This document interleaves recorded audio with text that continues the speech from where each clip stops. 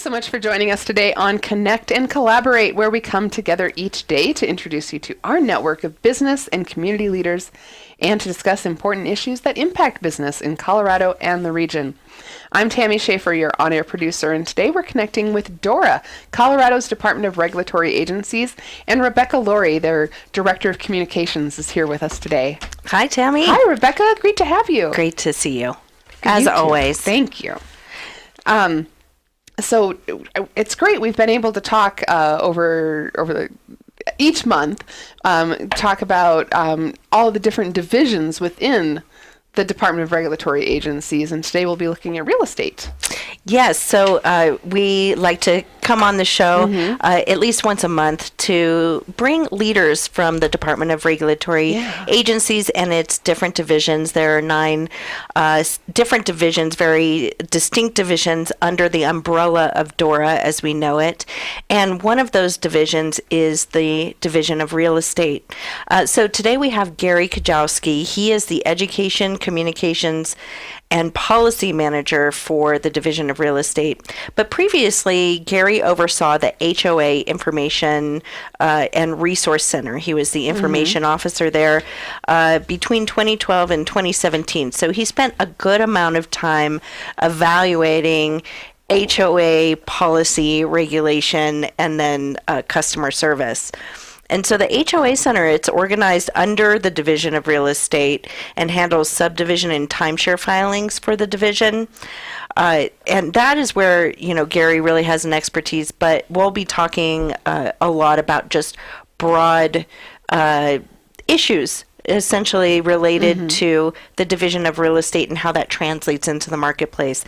A little bit about Gary. He's an attorney by trade. He was originally admitted to practice law in 1984. You've been doing it a while, Gary.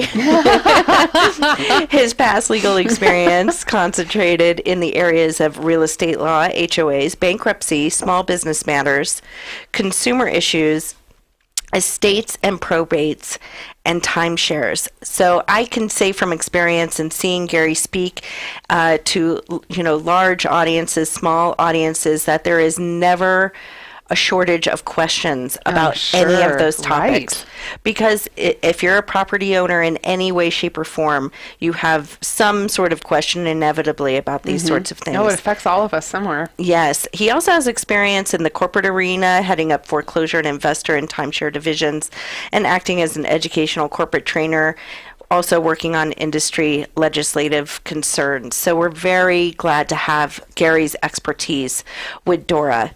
So welcome, Gary. Thank you, Rebecca. So first and foremost, what we like to do is just to give a broad brushstroke about the division that you work for. What does it do? How big is it? What is its reach? That's a great start, and thank you for having me, Tammy. We're and happy to. For all your listeners here today. Hope they have a nice start to the evening. So the Division of Real Estate, as Rebecca mentioned, it's one of the divisions under DORA, which is a pretty huge umbrella. But the Division of Real Estate is pretty unique in that we deal with licensees that affect real estate. And that could be a number of things. That could be CAMs, Community Association managers. That can be conservation easement holders, which is really big here in Colorado to try and preserve those properties for the citizens of Colorado. Homeowners associations that Rebecca touched on that we'll talk about later. Real estate appraisers, which is important for small businesses. If someone is buying or selling a business and the real estate involved with that. Real estate brokers, mortgage loan originators, which all have to be licensed, where you're getting loans for your small business or for your home. Appraisal management companies, as well as subdivision developers, which is a big part of business in Colorado, which also includes timeshares. That can also be not only lots and cooperatives, planned developments, but the timeshares is a big business in Colorado. So our division is not as big as some states, but it's a pretty good size. We have about 57 employees at any given time, and we have an administrative section, we have education, we have investigators, we have auditing, we have enforcement, and licensing and registration, of course. So those are the main categories that we have. I'm going to chime in. The only thing I didn't hear there was home inspectors. They don't seem to be regulated by anybody. They are not licensed in Colorado. Couple times in the past few years, some bills have come up, but as of today's date, there is nothing. Yep. We'll have to Interesting. wait for another session. I didn't mean to sidetrack you, but it No, just stuck out. It's a good point to bring up, because when you think of the real estate industry, you're thinking of it holistically and what type everything of that you're going licensing, to schedule to get that That's closing not done. always necessarily the case. For example, in the construction industry, roofers are not licensed here in Interesting, Colorado. right. There might be some municipal laws that guide roofers and some consumer protections there, but it is interesting what professions do tend to be licensed and what aren't, and that's really guided by the legislature. Interesting. Yeah, and the industries themselves. Right. So for the Division of Real Estate, about how many licensees are there, and really, what is its reach? Sure, and I can go through that for you, Rebecca. And one thing to remember, I mean, even though consumer protection is our motto, part of what we do is to help protect small business by making sure there's a level playing field for small businesses where huge conglomerates cannot take advantage of, and small businesses have enough ability to basically do business and grow. Otherwise, they could be knocked out of the picture. So that is part of what we do too, to make sure small businesses can thrive and survive in Colorado, since there are so many people that have businesses of all sorts here. So that the answer to your question is we have a lot of licensees. Real estate brokers, for instance, at any given time we have over 40,000, and about 34,000 will basically be active at any given moment. Well, thank you so much. We're going to talk more with Gary Kujawski in the real estate division of the Department of Regulatory Agencies. We also have Rebecca Laurie here guiding the conversation. Stay with us here on Connect and Collaborate. We will have more when we come back. Thanks so much for staying with us today here on Connect and Collaborate. We are connecting with DORA, Colorado's Department of Regulatory Agencies. Rebecca Laurie is here to lead the conversation about the Division of Real Estate this time. Yes, and we are here with Gary Kujawski, who is with the Division of Real Estate. And in the previous segment, he was just talking about the breadth of the division and the many, many licensees that are under this division, which I'll let Gary address a little bit more, because I think it gives a really good sense of just how big the real estate industry is here. Sure. Thank you, Rebecca. So besides about the 40,000 some real estate brokers that we license and regulate, we also have the acronym is CAMs, Community Association Managers, and they manage the HOAs throughout the state. And there we have roughly about 1,500 appraisers, about 2,600 mortgage loan originators, which used to be called mortgage brokers way back, about 12,300. Subdivisions at any given time, we only have about 70 or 80 because we only regulate subdivisions to the point where they're still doing sales and where they are not regulated by a city, county, or municipality. So they're the ones that are left out.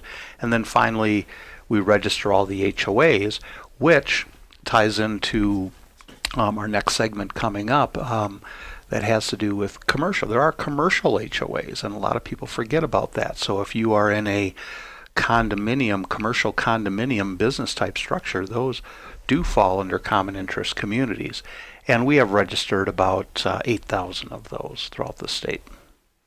So at any given moment, whether you're looking to purchase a home for yourself, whether you're already in your existing home and you're living within HOA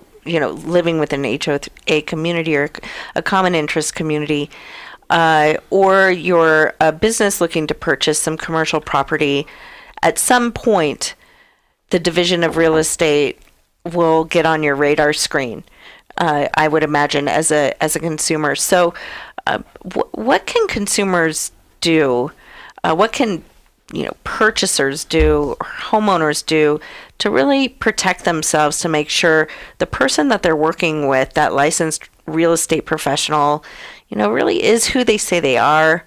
And of course, we hear all kind of, some of the really tough stories. So what tools are out there that you offer for essentially the public to be able to protect themselves? Sure, and there are many. First of all, our website for the Division of Real Estate is under DORA. So if you can find the DORA website, which usually comes in close to Dora the Explorer. It's right before it's usually or right the after. second one after. Just don't type Boots as well as Dora. Boots is a character in the Dora cartoons. You'll never get back out to the regulatory Yes. agency. But I will say it's easy to Google if you look up Dora. Yes. It really is, and that may be the easiest way, because if you just go Division of Real Estate, you could hit all these other states. So once you get on that site, then just find the link for divisions. Everything, it'll take you civil rights, it would take you to Division of Insurance, banking, securities, but real estate will stand out there, and click on that. And our website for the Division of Real Estate is www.dora.colorado.gov/DRE. So again, we try to simplify that even for you. And then once you get to our site, there's just a number of links for all the programs. So all those licensee programs that I had mentioned earlier all have their own dedicated websites, or sub-websites as we would call them. So you can go on there to talk about licensing, how to search for a licensee, how to find out if there's any disciplinary action in the past that would affect your decision making in hiring this person. So if you're a small business owner or a consumer, you're looking to purchase some land, or your business with land involved, you want to make sure your real estate broker is licensed. Let's say you're hiring, then again, a broker to get a loan, and to help find you that, go to the mortgage loan originator site, because again, you want to make sure these folks are licensed. They're going to help you find the right loan product for you.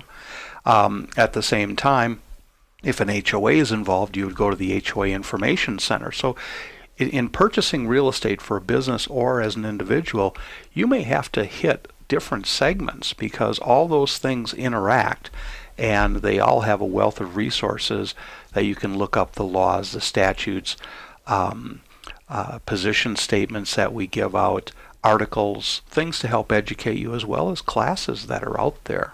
So there's a lot of information for everybody. What type of classes have you done that you find seem to be the most popular?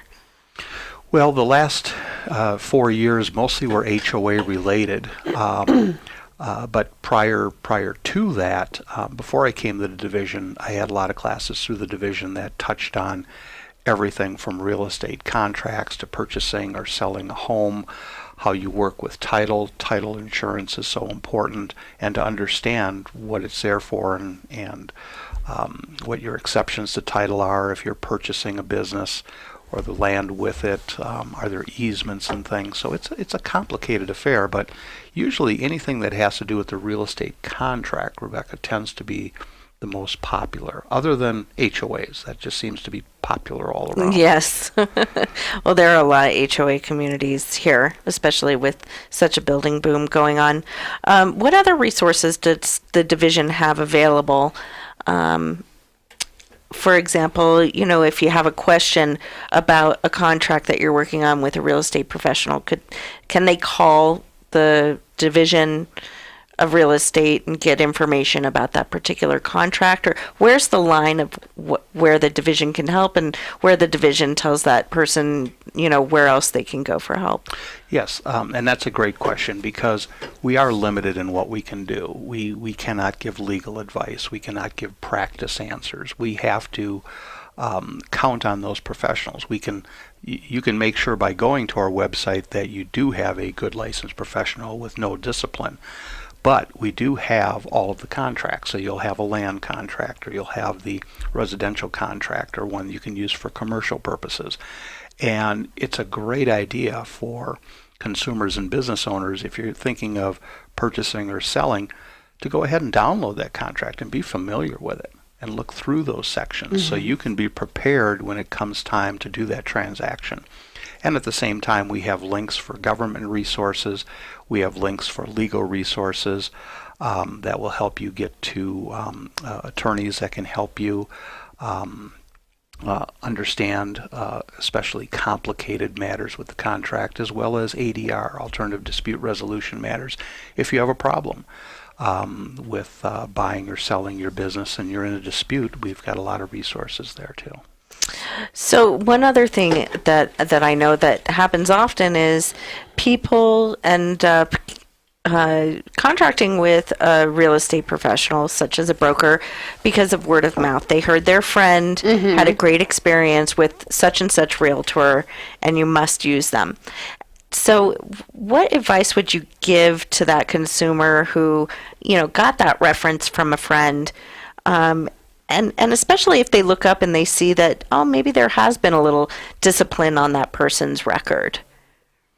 Well, and that's a good question, but that's really how people are able to check out a little better other professionals. That the same goes with doctors and lawyers and, as you mentioned earlier, home inspectors or anything else. How did they treat you? And can I talk to them? How did the business go? Did you have any problems? But if there's discipline that's showing, that is something that you can then click on that link and see where that issue or problem is or was. Okay, so you And can has read it into been- it a little yes. more. And has it been rectified? Yeah, because as we know, not everybody's record is always perfect. That doesn't necessarily mean that they're an incompetent professional. Right. But it is then up to essentially the consumer to make that decision and comfort level for themselves, depending on the level of discipline and kind of the information behind it. Or is that kind of the ability to raise the flag by letting somebody at DORA know that maybe this wasn't handled right? Right, and the way that discipline really happens is because complaints are filed, correct? Yes, complaints are filed, and then they're investigated, and many complaints are dismissed, but the complaints that go through, if it ends up being a public order of discipline, then that will show up. But it's tough for a consumer because in the old days we'd open up this huge yellow pages, and where do you start? Oh, no kidding. Where do you start? And now you have the internet, so there's even more, and anyone can put up a good web page. So word of mouth is still very important for consumers and small business owners, plus utilizing our website to help weed out the bad apples. Right. So it's a good tool to have in the toolbox, Absolutely. essentially. What other type of resources does the division offer? Well, besides the classes, there's a lot of articles that we have in different segments, especially like in the HOA section. If there were things about marijuana grows, if there were things about safety, taxes, mediation, there are articles you can go to that you can download and look at that may help you either in your business or in your personal life. You mentioned marijuana grows, and I know that is a hot topic lately because a lot of property buyers and homeowners are really concerned to know whether or not that there's the home that they're looking at was used previously for any type of grow activity or things like that. And so we have a consumer website that we've talked about before called Take 5 to Get Wise. The URL is askdora.colorado.gov. And on there, you will see a section called Home and Repair. That's really kind of a consumer entry point to be able to start learning about some of these topics. And then it takes you to specific links within the division's website so you can start downloading some of the resources that Gary talked about. Great resources. Thank you. And you said you can find that at askdora.co.gov? Colorado.gov. Colorado.gov. Yep. We'll be back with more with DORA and Rebecca Laurie, and Gary Kujawski will be right back. Thanks so much for staying with us today here on Connect and Collaborate. We are connecting with DORA, Colorado's Department of Regulatory Agencies. Rebecca Laurie is here, Director of Communication for DORA, to lead the conversation. And we also have Gary Kujawski. I said it right this time. You got it. He's with the Division of Real Estate, and we're so glad to have you here. And Gary, this segment we want to talk a little bit about the scams that can come up in real estate and what we should look out for. What's out there? Sure. Thanks, Tammy. Well, one of the first scams we'll talk about are wire scams. They've been around for a while, but they're consistently there.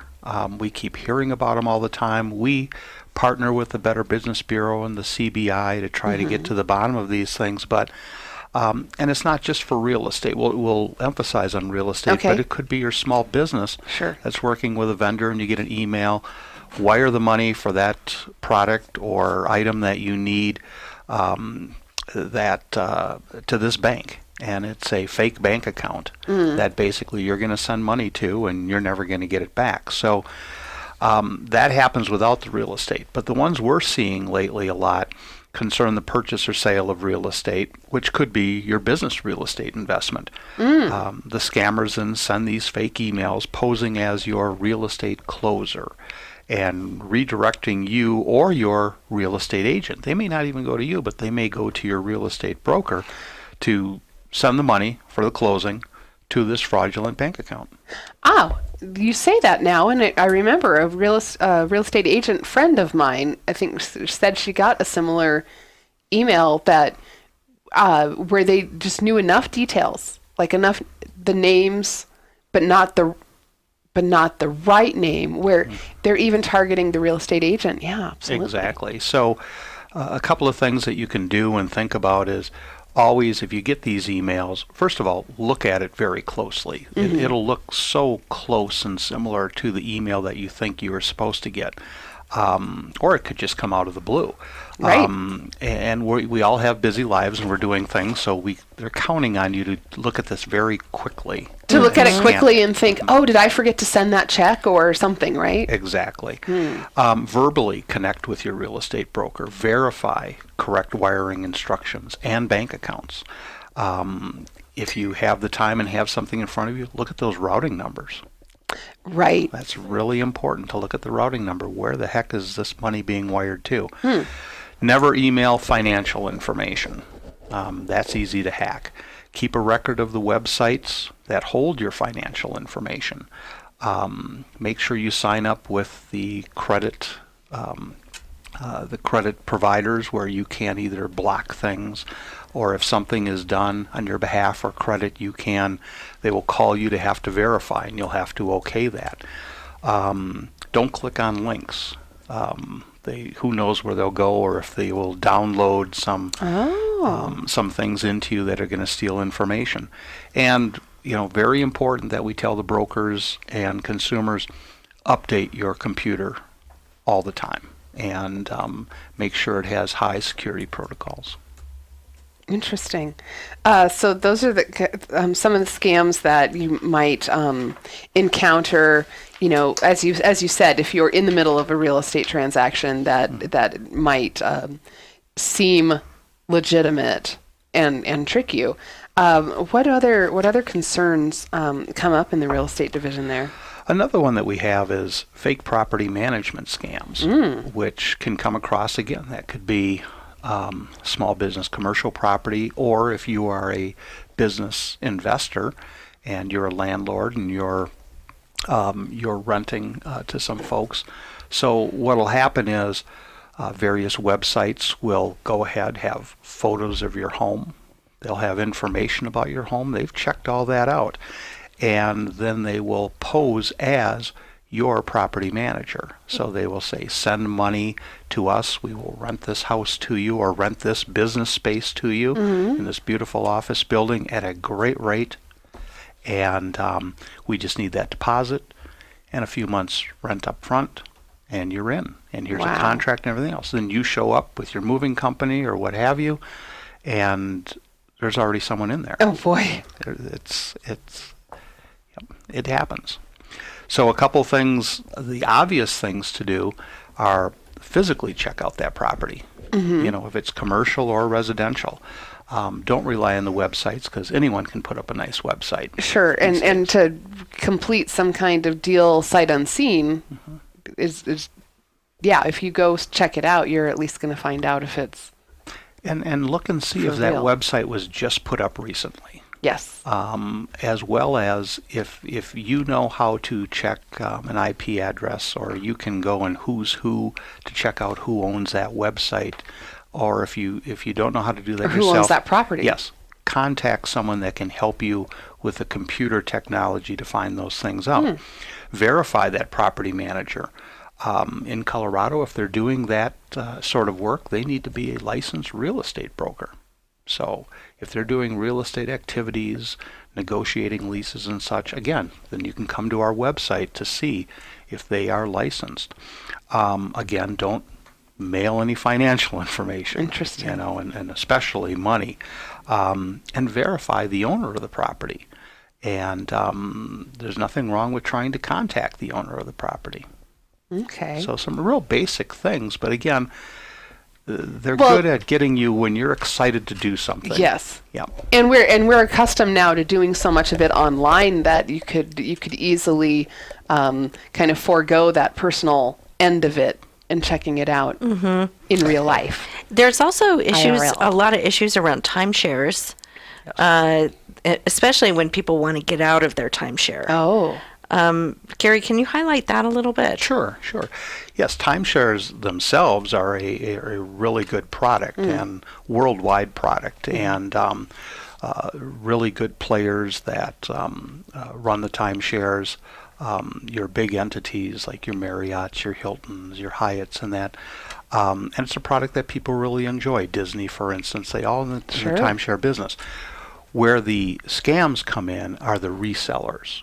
So it's not the companies that own the timeshares. It is the resellers that will call you up. They will steal or get a hold of an owner's list, go through that and say, are you tired of your timeshare? Or I have a buyer for your timeshare. We know that maybe you paid $10,000 some years ago, but you know what? We have someone that's trying to increase their portfolio, and they will pay you $80,000. Again, it sounds too good to be true. Yeah, that sounds great.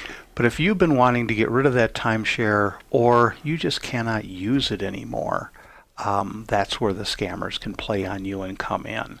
Then they will ask for money up front, which is illegal in Colorado. Okay. We have a good consumer protection law on that. But again, if someone is so desperate or they need the money to get rid of this, sounds wonderful. And it may be hard for someone, especially an elderly person, to sell their timeshare, or they can't find someone to give it to. So Right. they will fall for this. And then once they start sending some money, you send a little money, then a little more, and all of a sudden you're way into it. Yeah, then you're throwing good money after bad. So you bring up a good point, which is there's a consumer protection law in which they are not allowed to take the money up front. Correct. But that's not something that the consumers, especially when they have a mindset of I want to offload this property, necessarily are going to think, but I remember there's this law. Oh, that's right. I know this from the depths of my memory. And they shouldn't have to know Right. that, of course. So again, it's start with our site. You've got the Better Business Bureau, you have the State Attorney General's office, you have our office, and start checking, because first of all, we can verify is a legitimate timeshare, and number two, is this company really here in Colorado? We can help folks find that out, because they're not brick and mortar. They're just some fake company that Right. they would use the address here, for instance, and Yeah. set it up. And that's how we can help them. And then they're supposed to be licensed. This is real estate. Timeshare is real estate, so they have to be licensed. Interesting. Thanks so much for clearing that up for us, Gary. We're talking with Gary Kujawski. He's with the Real Estate Division for the Department of Regulatory Agencies. We also have Rebecca Laurie here. We will be back with more here on Connect and Collaborate if you stay with us after the break. You're listening to Connect and Collaborate, the voice of the Colorado Business Roundtable. We're so glad to have you along here on Connect and Collaborate today as we connect with DORA, Colorado's Department of Regulatory Agencies. We're talking with Rebecca Laurie and with Gary Kujawski, who is the Communications and Policy Manager for the Division of Real Estate. And we've been talking about a lot of the concerns, whether there's possible scams or however people are targeting people through real estate. And because I feel like a lot of us, we're not educated right up until you're ready to buy something or sell something. Then you feel like you know it all. But in the whole meantime, I think it's a little easy to be a target. It's a bit of a mystery until you need it. Right. And as adults, most of us at some point in our lives will come in contact with a real estate transaction. And it may not even be a purchase of your own. It could be even dealing with the death of a loved one and their home, or trying to get a loan. And most of us don't have real estate transactions on a regular basis. It's once or twice in our life. Yes, and it's big money. Yeah, it's really a lot of money. It's a lot of money for most average people to do. So it's really important to take the steps to do your homework, whether you are a consumer or even a business owner looking to purchase any kind of commercial property. Do your homework, know what's in store, and also know the scams out there, because there are scams, as we talked about in the last segment, that target you while you're in the middle of your real estate transaction. Yep, you're getting ready to close and some email pops up and it seems like it might go along with what you're expecting. Yes, and and it seems to be working. Yeah. They're obviously getting some money from that. So these are all things that it's important for consumers to be aware of. But we do have the Division of Real Estate as a place that can help with some resources, with some answers. It may not be able to help with everything, but it is set up and designed to work with consumers and of course the licensees that it regulates. So we're glad to have Gary here. I did want to just point out something that Gary said, which is when we were talking about timeshares, which is such a popular thing here in Colorado with all the resorts that we have. Right. The fact that there's such possibility for scams. What does the division do to make sure people know what's out there and what to be aware of, Gary? And that's a great question, Rebecca, because we do have a good list of tips, over 20 tips on what to watch out for so you don't get scammed by a timeshare reseller, as well as some articles about those things, and again, how to verify and make sure you contact your home timeshare resort to find out if they know anything about these people that may be claiming they're from that resort. Timeshares, again, we're talking, this is a fun vacation thing. And just like purchasing a home, you can imagine the emotions that are involved. You've got a new family, here you're buying a house. Are you thinking about every little contract detail? Not at all. You're excited with the house. So you really have to You're thinking check about on your wood professionals. floors. Yeah, Exactly. Yeah. So make sure you have legitimate professionals helping you out all across the board. Wonderful. Now let's transition into an area that Gary really knows well and I think affects quite a few people, and that's HOAs. Tammy, we were just talking about some of the experiences that you had with HOAs. Gary, can you encapsulate why HOAs? There's a information and resource office under the Division of Real Estate, and it is a very popular place. Gary, why are HOAs such a big topic? Well, and to kind of put it in perspective, yes, we have about 8,000 HOAs that are registered. We believe there's more, but that's how many are registered with us. And that encompasses about 811 or 12,000 units across the state. And if you take That's what I'm thinking. There has to be way more than that. You would think so. Yeah. And then if you take the HUD factor numbers, you end up with about 2.1 or 2.2 million people in the state of Colorado that live under these common interest communities. And a common interest community, we call them HOAs as lay terms. Homeowners Association is what that stands for. But really under statute, they're common interest communities. Okay. And they consist of planned developments, townhomes, condominiums, cooperatives, and then even under condominiums, timeshares fall under that. So there's various different forms that all fall into these common interest communities, and some of them can be commercial for small businesses, commercial condominiums. Okay. So we have a law called Kiowa. The acronym is CCIOA. It's the Colorado Common Interest Ownership Act. That law, together with the Colorado Nonprofit Act, are the two laws that really have the parameters of where HOAs fit in and how they have to be established, how they're set up, and how they're regulated. And Rebecca asked a good question. Why are they so popular? Well, they may not be popular. They're not popular as in they're well loved. They're depending on the part of the country that you live in. They're set up in the West. They're really big. The builders put HOAs in, common interest communities. When you go to the Midwest, there are not as many. Right. You're in Florida, of course. I mean, Florida alone has over 26,000 condominium projects. Not even talking about the planned developments. Right. And Arizona is big, and California is obviously big. Well, and I'll say I was surprised coming to Colorado from the Midwest that, you had an idea that if you were going to be in a condo association that, yes, you were going to have an HOA, but you can barely buy a single family home without having to be in an HOA to manage something, right? Correct. So there were a lot of issues coming up about problems with HOAs, and the legislature in 2010 passed a law that established this HOA Information and Resource Center.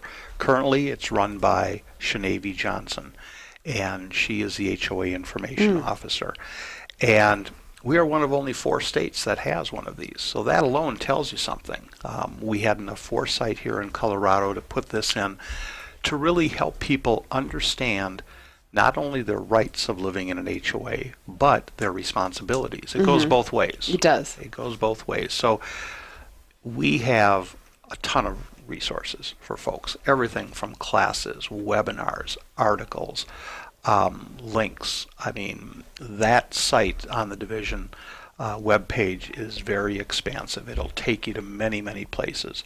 So just about FAQs if you're a board member, for instance. Because remember, we're dealing with volunteers that are board members, everyday citizens. Definitely. I've been in that position, and then, somebody has a leak that's affecting the unit below them, and who pays for what, and you've got the management company says, well, it's usually handled this way, and you look at your code of your codes and bylaws, and, well, wait a minute, is this person's responsibility or that person's responsibility? It's not easily well defined. Exactly. And then just a couple of years ago, we were only the 9th state in the country to license community association managers.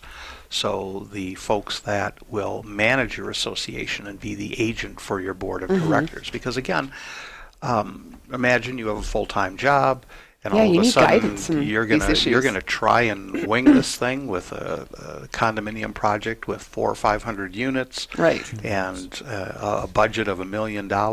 You need a professional to help you out. So there's education, training. They have to be licensed, and they are there to help guide the board along with their association attorney, because volunteers can't do it all.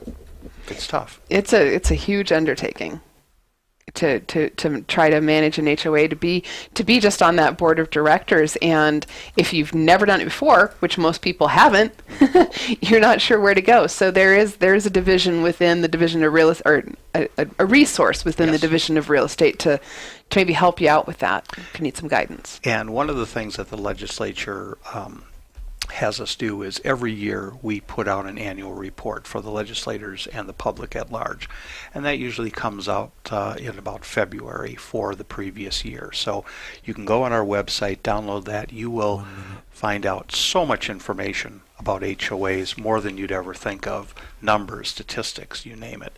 And the new one for 2017 will be coming out. It even goes through the number and type of complaints that are there for people, the geographic locations where the complaints come in. So it's extremely detailed, and it's really worth a look at. Okay. Your webinar series that you launched also has been very popular as well, I understand. Yes, that has been great. We would have live classes with 4 or 5 people, all of a sudden we're getting 20, 30 through the webinar, so that we're reaching all across the state. It's wonderful. Wonderful. Thanks so much to Dora and to the Division of Real Estate Thank you, for Tammy. bringing us all this great information today here on Connect and Collaborate. Find more information at colorado.gov. You'll find you'll find Dora. You can look them up and easy to find. Thank you, Tammy. It was a pleasure. Thanks.